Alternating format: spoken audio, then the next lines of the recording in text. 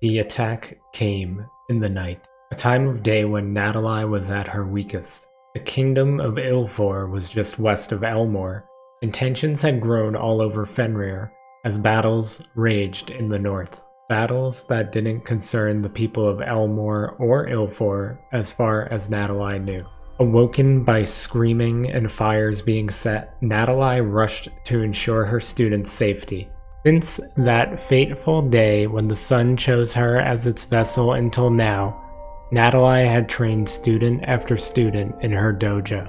However, nothing could have prepared them for this. Ilfor was a peaceful nation, and the king never showed ill will to the people of Elmore. Not only was this attack sudden, it didn't quite make sense. Things were not adding up, and Natalai wanted to search for answers, but the safety of her people was more important. She checked their rooms and saw them still asleep, so she hollered and screamed for them to get up, to prepare themselves for battle, and grab whatever valuables they could. When Natalai made her way outside, she could see the destruction Ilfor brought with them. Catapults hurled rocks into their buildings, most of which had been set ablaze by now, forcing Natalai to watch her own weapon of choice, laying waste to everything she held dear. Her dojo was at the northernmost part of Elmore and required you to travel up a few stairs to reach it, so she knew they were the last line of defense, when in reality they should have been the first. As the Ilfor knights approached the dojo, many of Natalai's students rushed to face them. She joined them in battle.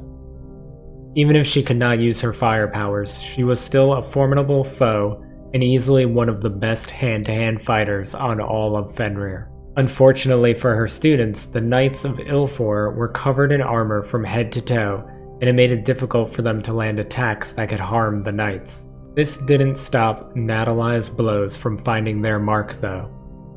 Each strike, even through armor, had devastating results as Natalai danced through the Ilfor army in front of her. Despite her best efforts, Natalai's students soon grew overwhelmed, and those fortunate to not lose their lives in the scuffle retreated back into the dojo. Natalai took a few more knights down before following her students inside. She tried to calm them and prevent hysteria, but with their entire city burning in the distance, it was hard for her to do so. Soon her students became scattered throughout the dojo as the Knights of Ilfor invaded. Natalai pushed through some of her own students and made her way deep inside the dojo. Luckily for her past heroics, Elmore gave her the biggest establishment for her and her students. She pushed deeper, occasionally being cut off or stopped by a knight that she quickly disposed of. Pushing through. Fighting.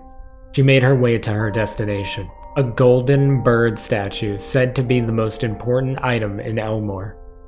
It was bestowed to her after she saved Elmore from the beasts that ravaged their crops. Standing in front of the statue was one of the Knights of Ilfor.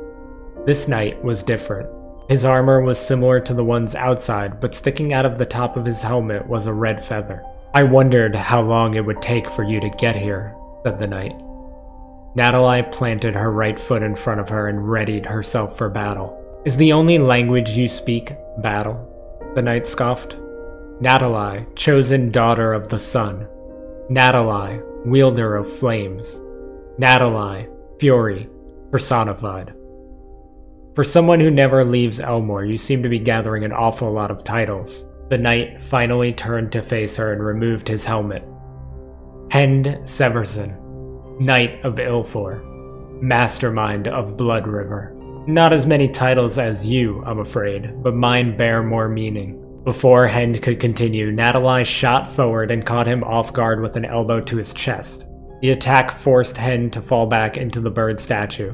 Before it could hit the floor, Natalai grabbed one end and Hend grabbed the other. "You protect this like you know what it is," Hend yelled.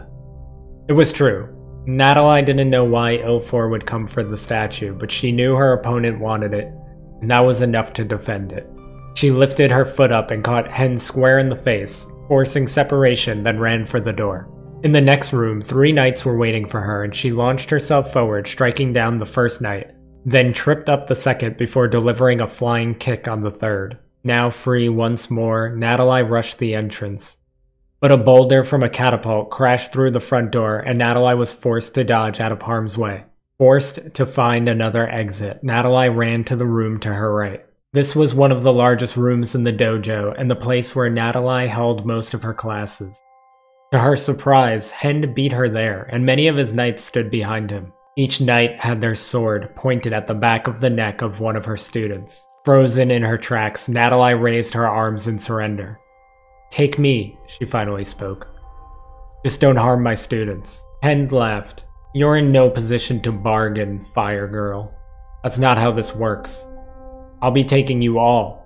Students are just here to make sure you comply without fighting." The Knights of Ilfor won that day, and Elmore was theirs. Natalai faced her first and biggest defeat, and let her students down. When they were all taken to Ilfor, she thought they would be executed, but the King of Ilfor had other plans. Apparently, Natalai and all of her students had been sold as slaves to the Kingdom of Sabia.